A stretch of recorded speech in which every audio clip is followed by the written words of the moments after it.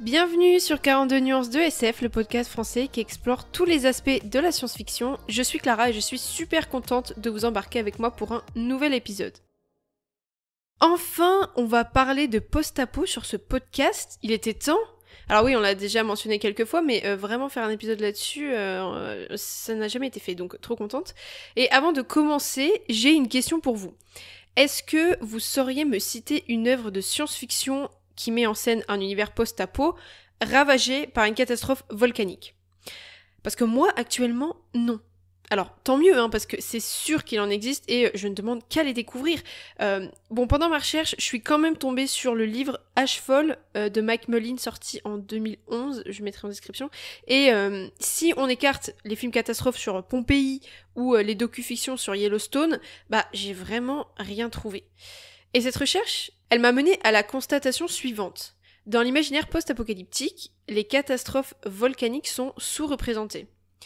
Mais pourquoi enfin? Si on s'amuse à regarder sur internet les tops des pires scénarios apocalyptiques, on a certes la pandémie, les catastrophes nucléaires, le changement climatique, la météorite, le déclin de l'humanité dû à l'infertilité, même l'invasion extraterrestre, plus rarement les tempêtes ou les éruptions solaires, et on tombe presque toujours sur l'éruption d'un supervolcan. Les supervolcans sont très souvent cités. Et que ça représente une vraie menace ou pas, pourquoi sont-ils si peu explorés dans les futurs apocalyptiques, contrairement à tous les phénomènes que je vous ai cités plus tôt qui sont vus et revus en science-fiction? Si c'est intéressant de se demander pourquoi telle ou telle thématique fait l'objet d'autant d'œuvres fictives, c'est aussi pertinent de se demander pourquoi tel ou tel sujet est inexploré ou laissé à l'abandon. Est-ce parce qu'actuellement aucun volcan ne menace notre existence ? Est-ce parce qu'on sous-estime en vrai les catastrophes naturelles au profit des catastrophes humaines? On va essayer de répondre à ces questions avec des petits concepts de volcanologie, et je crois que ça va encore être un épisode un peu perché dans le sens où je me pose des questions avec vous et j'ai pas forcément de réponse. Mais bref, c'est ça qui est bien, donc let's go.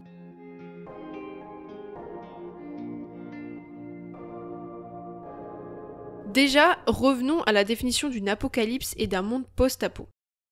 Avant d'être plus apparenté à la science-fiction, l'apocalypse est avant tout un récit qui existe depuis très longtemps car il est issu des textes religieux chrétiens. Le mot est formé des termes grecs apo qui signifie loin d'eux et kalyptein qui signifie couvrir ou cacher. Littéralement, l'apocalypse au départ c'est donc le processus de lever le voile ou de révéler quelque chose qui était caché. Rien à voir avec la fin du monde donc. Historiquement, le terme est attribué au dernier livre du Nouveau Testament chrétien, autrement dit l'Apocalypse de Saint Jean ou l'Apocalypse de Jean, ou aussi le livre de la Révélation. C'est un texte prophétique écrit par l'apôtre Jean qui raconte la lutte entre les forces du bien et du mal et la fin ultime du monde pour faire place à un nouveau ciel et une nouvelle terre. C'est notamment dans ce texte qu'on retrouve les 4 cavaliers de l'Apocalypse, cette série de catastrophes amenées par la famine, la guerre, la mort et la conquête. Mais, malgré les apparences, ce texte est un message d'espoir car il se termine par la victoire du bien sur le mal.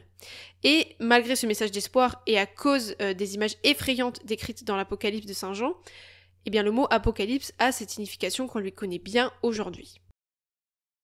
Et donc, c'est quoi un univers post-apo? Qu'est-ce que ça implique et quels en sont les codes s'il y en a? Un univers post-apocalyptique est un cadre narratif où l'apocalypse a déjà eu lieu. Les récits post-apo se concentrent donc sur la vie après cet événement catastrophique, sur les survivants.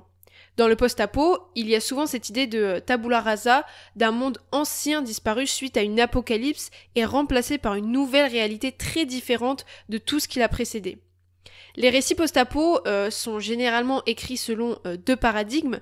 Le premier étant un paradigme optimiste, donc l'apocalypse ici est comme une fausse fin du monde, la catastrophe fait table rase d'un monde passé pour qu'un nouveau monde, qu'une nouvelle civilisation renaisse sans reproduire les erreurs du passé. Donc ici, l'histoire, elle met vraiment en avant l'espoir et la possibilité de reconstruire, la possibilité d'une nouvelle forme d'humanité. Donc il y a plein d'œuvres de SF comme ça, mais je pense notamment aux sagas jeunes adultes comme Hunger Games ou Le Labyrinthe, ou encore totalement autre chose, la parabole du semeur d'Octavia Butler qui, malgré sa noirceur absolument glaçante, laisse tout de même entrevoir une possibilité de reconstruire une communauté sur des valeurs humanistes et justes. À l'inverse, le second paradigme, lui, est pessimiste. C'est ici que la fin du monde prend tout son sens, il n'y a plus aucun espoir, plus rien sur quoi rebâtir un monde, la survie réduit les hommes à la sauvagerie jusqu'à anéantir la moindre trace d'humanité, et parfois on en vient même à suivre les derniers représentants de l'espèce humaine, comme dans le dernier rivage de Neville Shutt, je sais pas comment on dit, où la guerre nucléaire a tout radié. Dans la science-fiction, le post-apo, il implique généralement 4 caractéristiques que l'on retrouve souvent, mais c'est pas le cas non plus dans toutes les œuvres de science-fiction. L'idée tout d'abord que la catastrophe a causé une destruction massive et d'innombrables morts. Ensuite, l'idée que cette destruction mène généralement à l'effondrement de la civilisation et des structures sociales, politiques et économiques, c'est-à-dire en gros que tout cesse de fonctionner. Troisième point, le chaos et la survie deviennent les points centraux des histoires post-apo. Les protagonistes, comme on l'a dit, sont des survivants plongés dans un nouveau monde où aucune règle ne s'applique, où c'est la loi du plus fort et où les ressources deviennent rares. C'est souvent avec ces éléments-là d'ailleurs qu'on retrouve tous les questionnements autour de l'homme est un loup pour l'homme, du retour à l'instinct primaire et animal de l'homme, etc. Enfin, le post-apo, il implique aussi des environnements et des paysages radicalement transformés et qui caractérisent toute l'esthétique ultra riche du post-apo. On peut tout de suite penser, je sais pas, moi je pense directement au désert apocalyptique de Mad Max, mais c'est peut-être parce que j'ai vu Furiosa récemment, ou aux immeubles, aux centres commerciaux abandonnés et recouverts de végétation, comme dans The Last of Us ou Je suis une légende. Bon, des millions de morts, le chaos et des paysages radicalement transformés, je pense que le volcan peut trouver sa place là-dedans, non ? Enfin, on est d'accord pour dire que les volcans ne manquent pas de potentiel dramatique et destructeur pour mener à une apocalypse.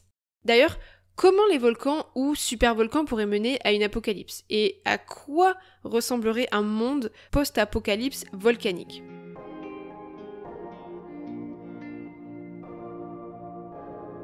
Eh bien oui, on va faire un petit cours de volcanologie quand même, on reste sur un podcast qui parle de science-fiction, lol. Alors ce petit cours, il vaudra ce qu'il vaudra, je précise au cas où que je ne suis pas volcanologue, donc si jamais il y a des gens qui s'y connaissent et qu'il faut corriger certains trucs que je dis, n'hésitez pas, je ne veux pas faire un podcast de désinformation. Alors, c'est vrai que depuis le début, des fois j'emploie le mot volcan, des fois le mot supervolcan. Mais c'est quoi la différence entre les deux et est-ce que ça serait pas le moment de choisir le terme le plus approprié pour le reste de cet épisode, hein, Clara, tout de même. Alors, déjà, j'ai appris grâce à Ludovic Leduc, un volcanologue avec qui j'ai eu la chance de grimper sur les volcans des îles éoliennes, dédicace à toi Ludo. Donc, grâce à lui, j'ai appris qu'il n'existe pas une définition des volcans. Franchement, Ludo, si tu écoutes cet épisode, d'ailleurs, j'ai la pression. N'hésite pas à venir me corriger si jamais. Bref, en gros, il n'existe pas de consensus entre les volcanologues pour définir ce qu'est un volcan, et chacun a un peu sa propre définition du volcan. Parce que, de ce que j'ai compris, c'est que c'est un gros bordel. Faut rappeler que la volcanologie, c'est une discipline assez récente, et donc c'est normal qu'il y ait encore des débats à ce niveau-là, surtout quand on voit toute la diversité et la complexité volcanique qu'il y a sur Terre et sur d'autres planètes. Donc ça a de quoi rendre les choses très complexes, même lorsqu'il faut définir ce qu'est un volcan. Alors attention, dit comme ça, on dirait que les volcanologues, ils savent très peu de choses sur les volcans. C'est absolument faux. On sait énormément de choses sur les volcans, mais il y a encore plein de choses à découvrir et c'est ça qui est cool. Tout ça pour dire que je vais prendre la définition du Robert, qui définit le volcan comme une montagne qui émet ou a émis des matières en fusion. non, je rigole. Je vais prendre la définition de Futura, qui est un peu mieux, et qui définit le volcan comme, je cite, un orifice de la croûte terrestre d'où s'échappe lors des éruptions, de la lave constituée de magma, des gaz comme le dioxyde de soufre, du gaz carbonique ou de l'azote par exemple, et des cendres. C'est pas forcément une montagne, hein, Robert, qu'on soit bien d'accord. Ok, maintenant, c'est quoi un supervolcan ? Pareil, pas de consensus là-dessus. En gros, là où un volcan fait une éruption, un super volcan fait une super éruption. C'est bon ? Me remerciez pas. Non, donc plus sérieusement, je cite là, selon l'Institut d'études géologiques des États-Unis, un supervolcan est un centre volcanique qui a connu une éruption de magnitude 8, soit le niveau le plus haut sur l'indice d'explosivité des volcans. Donc apparemment sur Terre, il y aurait une vingtaine de supervolcans, dont les calderas de Yellowstone ou de Long Valley aux États-Unis, la caldeira de Toba en Indonésie ou les champs flécréens en Italie dont on entend pas mal parler en ce moment. Même s'il y a plein de choses à redire sûrement, je vais m'arrêter là parce que je suis pas là non plus pour faire un cours de volcanologie, surtout que j'en ai pas les compétences, vous l'avez vite vu je pense. Je vais juste ajouter que les chercheurs ils s'accordent à dire qu'un supervolcan a plus de risques d'exterminer des espèces que des volcans. Mais alors pourquoi et comment ? Comment un supervolcan pourrait mener à la fin de notre espèce et de notre civilisation ? Si avec les volcans le chaos peut être immédiat lors de l'éruption, les conséquences de cette éruption, elles peuvent également s'éterniser sur le long terme et ce à plusieurs échelles. Déjà, à l'échelle du climat, une éruption volcanique peut mener à ce qu'on appelle un hiver volcanique. Vous en avez peut-être déjà entendu parler, ça signifie qu'à la suite d'une éruption, les particules de cendres en suspension dans l'atmosphère bloquent les rayons du soleil, les réfléchissent même et provoquent ainsi un refroidissement de quelques degrés. Alors, les hivers volcaniques ne surviennent pas à chaque éruption et dépendent de plein de facteurs. Déjà, tout dépend de l'éruption. Les petites et les moyennes éruptions peuvent atteindre la couche la plus basse de l'atmosphère, la troposphère, et ainsi avoir un impact sur le climat de manière très limitée au niveau géographique et temporel. Mais s'il s'agit d'éruptions plus violentes, là les émissions volcaniques peuvent carrément affecter la stratosphère et mener à des hivers volcaniques globaux plus longs. Mais encore une fois, ça dépend non seulement de la quantité d'émissions volcaniques, mais aussi de l'emplacement géographique du volcan, de la période de l'année, des courants atmosphériques, bref. Heureusement, les hivers volcaniques ne peuvent pas survenir si facilement, et au pire, ils sont en général limités dans le temps puisque les aérosols, ils finissent par retomber, tout simplement. Dans ce style-là, on peut citer l'éruption du Krakatoa en Indonésie en 1883, qui a engendré une baisse des températures un peu partout dans le monde durant 4 ans. Mais on a aussi le Laki en Islande qui, en 1783, connaît une activité volcanique gigantesque et entraîne une baisse des températures sur l'Europe sur plusieurs années. S'en suivent maladies, mauvaises récoltes et Révolution française. Donc bref, si les volcans peuvent mener à des changements climatiques aussi importants, qu'en est-il des supervolcans ? Puisqu'ils sont capables d'émettre des milliers de milliards de tonnes de matière volcanique dans l'atmosphère, ils pourraient facilement impacter le climat sur des décennies et rayer de la carte la plupart des espèces. Par exemple, on pense qu'une super éruption du volcan Toba en Indonésie il y a 74 000 ans a provoqué un déclin démographique chez Homo sapiens. Ça se trouve, notre espèce, elle a déjà réchappé de peu à un cataclysme volcanique en fait. Donc on a vu comment les hivers volcaniques se manifestaient à l'échelle du climat, mais à l'échelle humaine, alors comment ça se manifesterait dans un monde post-apo par exemple ? Tout d'abord, ça peut impacter notre santé à cause de la qualité de l'air. Avec des niveaux élevés de dioxyde de soufre, d'acide sulfurique et d'autres gaz toxiques, l'air serait extrêmement mauvais, voire irrespirable, ce qui pousserait les survivants à porter des masques à gaz ou à se protéger constamment. Les retombées volcaniques et les cendres risquent aussi de contaminer les cours d'eau, les rivières et les lacs, donc moins d'eau potable. Il faudrait tout le temps la purifier. Mais aussi, les retombées volcaniques peuvent rendre les sols infertiles et toxiques, ça on le sait. Ça rendrait l'agriculture totalement difficile, voire mener à une famine généralisée comme l'histoire l'a déjà montré. Mais des écosystèmes entiers seraient aussi perturbés. Déjà, la faune et la flore autour du volcan seraient littéralement décimées. Et dû à l'hiver volcanique, à la pollution de l'air et de l'eau, plusieurs espèces animales et végétales seraient incapables de s'adapter. Et à quoi ressembleraient les paysages alors ? Tout dépend où a eu lieu la super éruption et où on se trouve. Mais tout d'abord, le ciel serait plus sombre, plus gris, couvert par les cendres et les particules fines en suspension. Le monde serait plongé dans un crépuscule permanent. La réduction de la lumière solaire affecterait la photosynthèse et donc entraînerait une diminution de la végétation. Les forêts, les prairies et les zones agricoles pourraient devenir des étendues stériles. Dans de nombreuses régions, il y aurait ici une accumulation anormale de neige et de glace, même en dehors des saisons traditionnelles de froid. Mais il y a aussi les pluies qui pourraient devenir acides à cause des gaz volcaniques. Les cours d'eau pourraient être sombres et moins clairs. L'eau elle-même pourrait être trouble ou avoir une teinte inhabituelle due à l'acidification. Et les zones habitées, elles pourraient être recouvertes de couches et de cendres volcaniques avec des bâtiments et des rues partiellement enterrés sous des dépôts noirs. Donc, excusez-moi, mais on a quand même plein d'éléments pour un univers post-apo, non? Enfin, alors pourquoi si peu d'univers post-apo sont la cause d'une éruption volcanique? Pourquoi les volcans sont oubliés malgré leur potentiel dramatique et destructeur? Tout ce qu'aime le post-apo.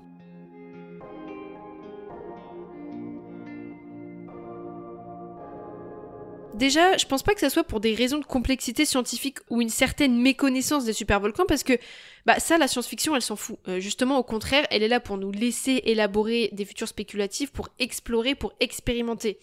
Et après, en termes de connaissances scientifiques, je pense qu'on en sait suffisamment sur les volcans et supervolcans pour imaginer un univers post-apo cohérent et solide. Donc ça dégage. Peut-être parce que les conséquences sur le long terme sont moins visibles ou moins instantanément visuelles, moins impressionnantes, parce que les conséquences d'une super éruption, elles impliquent souvent des phénomènes comme des changements climatiques graduels ou des retombées de cendres qui ne fournissent pas le même niveau de spectacle immédiat. Alors, vous allez me dire, mais Clara, comment ça, y a rien à faire avec une super éruption? Enfin, rien que visuellement, ça doit être dingue et tout. Alors, oui, je dis pas, mais si c'est le spectacle même instantané de l'apocalypse qui nous intéresse, si le récit se passe avant ou pendant la super éruption, on serait plus sur du post-apo, mais juste sur un récit apocalyptique. Même si à l'échelle d'un supervolcan, qu'on soit bien d'accord, le mot instantané doit sûrement faire référence à plusieurs jours ou plusieurs mois peut-être, je sais pas. Donc certes, c'est cool de voir l'instant T de l'apocalypse, par exemple quand tout le monde se transforme en zombie et que la société est en train de s'effondrer, et là me vient un célèbre jeu en tête qui excelle là-dedans, mais l'idée dans le post-apo, c'est tout de même de voir quelles sont les conséquences après sur le long terme, sur le monde entier. Et donc finalement, peut-être qu'un monde post-super éruption cataclysmique serait similaire à n'importe quel autre monde post-apo, et donc c'est peut-être pour ça que la science-fiction ne s'est pas trop attachée à cette alternative-là. Peut-être qu'un récit post-apo avec un univers volcanique serait juste semblable à l'univers du transpersonnage par exemple, et donc que ça a déjà été exploré. Donc il y aurait peut-être rien d'unique à dire en plus. Mais je suis pas d'accord. En fait, je pense qu'un univers post-apo ravagé par une super éruption pourrait vraiment être unique en son genre, tellement ça a du potentiel à tous les niveaux. Enfin, je sais pas, il y aurait tellement de choses à faire visuellement, narrativement, je trouve ça ultra stimulant et créatif d'imaginer à quoi pourraient bien ressembler des humains qui survivent dans un monde post-super éruption. Donc je pense à une autre raison. On l'a déjà dit plusieurs fois dans ce podcast, et c'est assez consensuel même si ça peut se discuter, la science-fiction reflète notre présent et a quasiment toujours une résonance contemporaine. Les thématiques explorées par la science-fiction au fil des années ont souvent fait écho aux préoccupations du présent, et le post-apo n'y réchappe pas. Les premiers Mad Max, par exemple, renvoient à la menace nucléaire de la guerre froide, mais aussi aux crises pétrolières. Hunger Games résonne avec la surveillance de masse et la perte de la vie privée depuis les années 2000. L'essor de la fiction climatique dans les années 90-2000 fait aussi écho à la prise de conscience croissante du changement climatique depuis les années 80, etc. Et en soi, l'humanité entière a rarement, même jamais je pense, été sous une menace volcanique à l'échelle terrestre. Enfin, les risques d'éruption volcanique, jusque-là, n'ont jamais été assez grands pour nous menacer d'extinction. Jusque-là, je dis bien, parce que en soi, on n'en sait rien. Mais tout ça pour dire que si je vous demandais là tout de suite quel est le scénario apocalyptique le plus probable, vous serez très peu à me dire une super éruption volcanique. On se sent moins menacé par ça que par une guerre nucléaire par exemple, ou par une pandémie mondiale, surtout dans une époque post-Covid. Donc c'est peut-être pour ça aussi que les volcans ont rarement fait l'objet d'un futur post-apo, parce que actuellement ça représente pas une grande menace mondiale. Finalement, j'en viens à une autre question. Est-ce que les catastrophes naturelles sont moins représentées dans la SF que les catastrophes humaines ?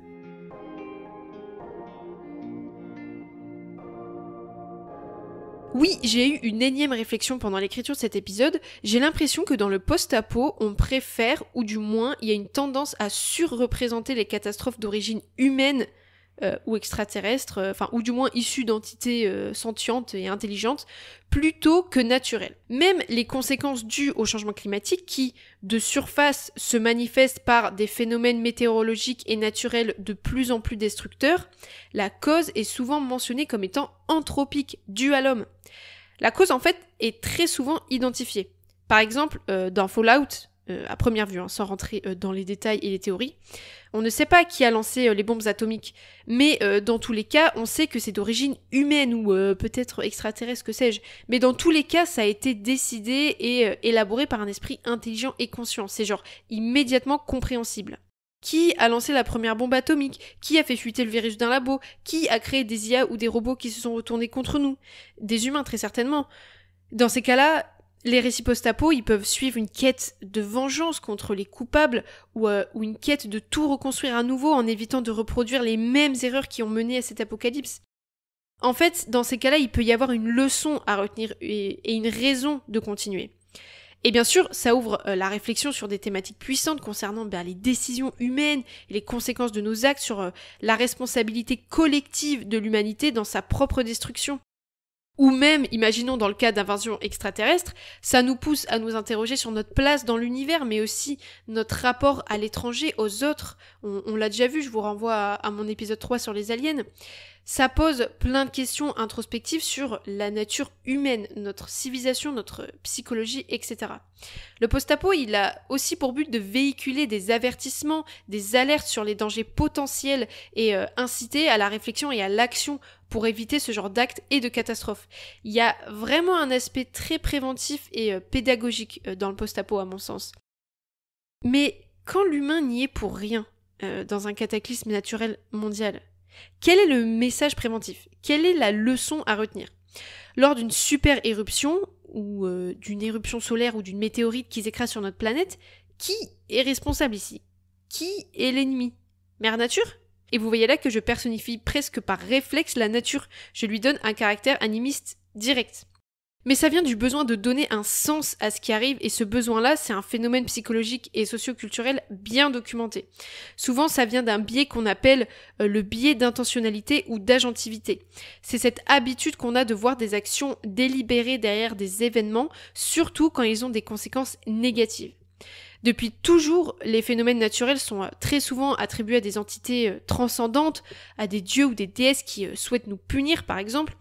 Et ce réflexe, il vient du fait que notre cerveau, il préfère des explications intentionnelles parce qu'elles sont plus simples et rapides à formuler dans notre esprit. Par contre, comprendre que des choses peuvent arriver par accident ou par hasard demande beaucoup plus d'efforts et de ressources mentales. Et ce qui explique pourquoi ces agents intentionnels invisibles ont des caractéristiques si spirituelles et transcendantes, c'est parce que les explications religieuses sont souvent plus facilement disponibles dans la mémoire en raison de leur omniprésence dans la culture et la tradition. Ça rend ces explications plus accessibles et plus rapidement utilisables en situation de crise comme une apocalypse. Et c'est dû à ce qu'on appelle en psychologie sociale l'heuristique de disponibilité, un biais cognitif où on privilégie les informations qui nous viennent immédiatement à l'esprit. Donc non, une super éruption ne peut pas arriver comme ça sans raison. C'est une force transcendante qui a décidé de nous punir pour les dégâts qu'on a fait sur Terre. C'est la nature avec un grand N qui se retourne contre nous pour tout ce qu'on lui a fait subir. Dans ce cas, il y a bien un message à faire passer, un message moralisateur et culpabilisateur qui nous alerte de ce qui nous attend si on continue à faire de la merde. Mais toujours donner une cause dans les histoires, je trouve ça dommage.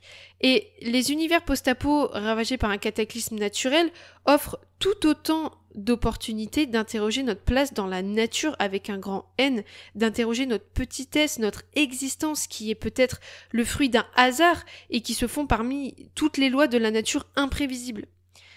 Mais c'est sûr que ça demande un effort cognitif, contrairement à des situations où le coupable est directement désigné, où la cause est clairement identifiée, où c'est immédiatement compréhensible. Alors que dans le cas de catastrophes naturelles, il y a toujours un doute. Ok, c'est peut-être la nature qui se retourne contre nous, ou une entité métaphysique qui nous punit ou qui nous envoie un message, mais de l'autre côté, il y a toujours une possibilité pour que ça soit le fruit des lois de la physique et que l'humanité se trouvait là par hasard au mauvais moment. Mais c'est trop dur pour notre cerveau à supporter et ça fait trop mal à notre ego. Et peut-être que finalement, y a rien à dire de plus. Soit nous sommes impuissants face aux forces de la nature, on sait qu'elles peuvent nous décimer à tout moment, nous ne sommes rien dans l'univers, et donc, narrativement, ça paraît moins riche que d'explorer tous les tenants et aboutissants d'une guerre nucléaire qui fait écho malheureusement au conflit géopolitique actuel par exemple, et en soi, Un récit où une super éruption en manque d'exterminer l'humanité nous rappelle juste que l'humanité est éphémère et fragile sur cette planète, mais n'a peut-être rien de plus à dire. Est-ce pour cela vraiment que la menace cataclysmique des supervolcans est sous-représentée ? Est-ce pour cela vraiment que le post-apo explore si rarement les conséquences de catastrophes naturelles ? Parce que du coup ces phénomènes sont dans tous les cas hors de notre portée, hors de notre champ d'action et qu'il n'y a aucun message préventif à faire passer ? Qu'on ne peut rien faire d'autre que subir ? Pour conclure, je pense qu'on peut retenir 2 choses. D'une, on a une fascination pour les catastrophes d'origine humaine anthropique parce que c'est facilement compréhensible, identifiable et ça pose des pistes de réflexion sur qu'est-ce qui peut mener à ça et qu'est-ce qui peut éviter ça. En soi, dans ces cas-là, on a les moyens d'agir dessus et c'est rassurant de savoir d'où ça vient. De 2, l'absence de futur spéculatif sur une potentielle super éruption en science-fiction nous rappelle que la science-fiction tend à explorer les peurs et les contrariétés contemporaines actuelles de notre présent. Et actuellement, aucune menace volcanique sérieuse n'est connue ou pas assez violente pour menacer le monde de sombrer dans l'apocalypse et inspirer des œuvres sur ce sujet. Pourtant, une telle éventualité remplit tous les codes du post-apocalyptique et donnerait lieu à des récits ou des univers sans doute uniques et très riches. Mais parce que contrer les catastrophes naturelles est peut-être hors de notre portée et qu'on ne peut rien faire d'autre que subir, il n'y aurait aucun autre message à faire passer et c'est peut-être pour cette raison que les supervolcans seraient sous-représentés dans le paysage post-apo. Et c'est dommage encore une fois parce que je suis sûre qu'il y aurait plein de choses à traiter, mais ça serait peut-être potentiellement moins effrayant, moins engageant, parce que la menace n'est pas réelle et palpable aujourd'hui. Bref, peut-être que cet épisode nous aura permis de comprendre que malgré les univers artistiquement riches et élaborés qu'un tel futur post-apo pourrait donner, la science-fiction, elle s'attache davantage à des problématiques humaines et contemporaines. Elle n'a pas seulement pour vocation de dépeindre ou de sublimer des futurs possibles par divertissement, mais de proposer des pistes de réflexion, des solutions, donner des avertissements sur les chemins que prend l'humanité, sur quoi elle peut agir ou non, et quelles peuvent être les conséquences de ses actes ou de son inaction. Malgré tout, je reste persuadée que dans un tel univers post-apo, ravagé par une super éruption ou une autre catastrophe naturelle majeure, il y aurait beaucoup de choses à dire sur la condition humaine face aux forces de la nature. Et surtout notre rapport à celle-ci, notre rapport au vivant qui, je pense, manque cruellement dans la science-fiction, mais qui peut vite revenir au goût du jour avec la fiction climatique ou le solarpunk. Justement, cette absence de menaces naturelles dans le post-apo est pour moi révélateur de notre négligence de la nature, du fait qu'on sous-estime la nature.